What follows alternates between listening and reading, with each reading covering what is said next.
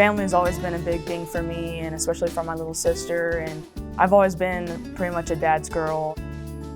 I grew up in a really small town in the northern part of Colorado, population maybe even less than 100. Drove 30 minutes in for high school that was no more than 250 kids, and just kind of grew up in a ranching community, big families into hunting, kind of just doing everything for the family in a small town.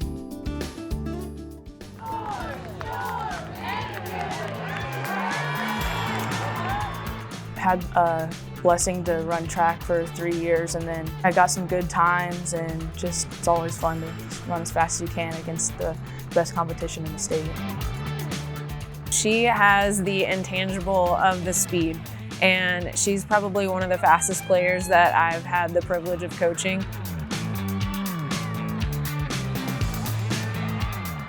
I was a state champion 6 times, and I have the Colorado 100-meter state record.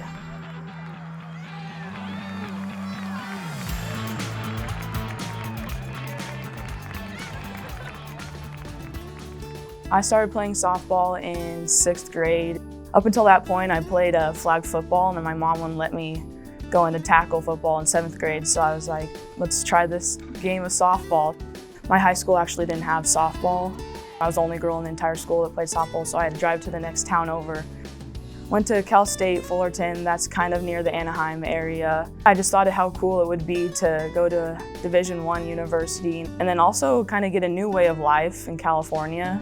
But I soon found out that maybe the big city, almost LA living wasn't for me, so that's how I found my home in Muncie. My dad would always tell me stories about him making necklaces or other jewelry with the elk teeth. I think elk are one of, maybe even the only North American animals that have ivory teeth, and so I just knew that I wanted to be like my dad and kind of wear one similar to his.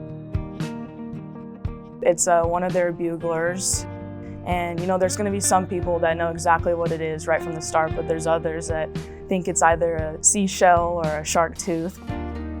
So I actually got to take it out of the elk myself and kind of polish it up and drill a hole through it. I've worn it for 7 years. I've never taken it off, and I wear mine every day.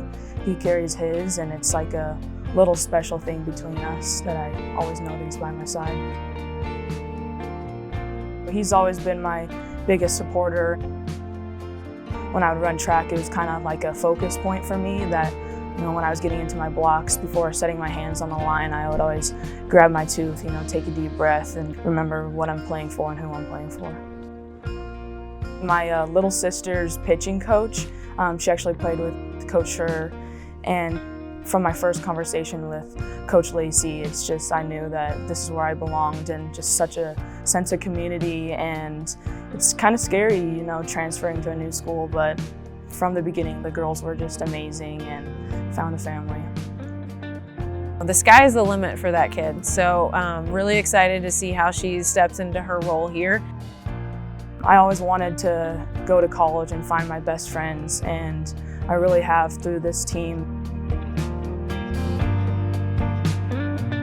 Family, they mean the world to me. It's been great to see them come to some of the games, and reminds me how much I miss my little sister and how much she means to me. You know, I'm just always trying to do the best to make them proud.